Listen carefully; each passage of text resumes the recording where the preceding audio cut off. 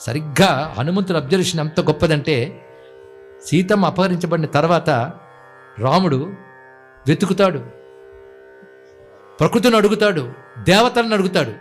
వాళ్ళు చెప్పకపోయేటప్పటికల్లా మహా కోపంతో ధనుసుకు బాణం సంధిస్తూ, నేను మెత్తగా కనబడుతుంటే చేతకాని వాళ్ళు అనుకుంటున్నారు దేవతలు, మొత్తం ముల్లోకాల్ని నేను ప్రళయకాలంలో అలా దగ్ధం చేస్తానని బాణం సంధించబోతే ఆపుతాడు లక్ష్మణస్వామి. ఆపకపోయి ఉంటే ఏమయ్యేదు.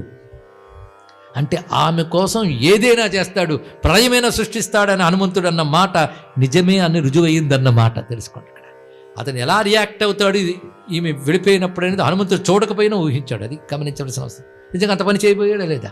హనుమంతుడు అనుకున్నాడు. అలాగా ఈమె వియోగంతో ఎంత పనైనా చేయదగినంత ఆవిడివిడ. రాముడు ఇలాంటి ఈమెను విడిచి ఉండడం అనేటటువంటిది గొప్ప కష్టమైన పని చేస్తున్నాడు అని చెప్పి ఒక్కసారి సీతమ్మను చూసి రాముణ్ణి తలంచు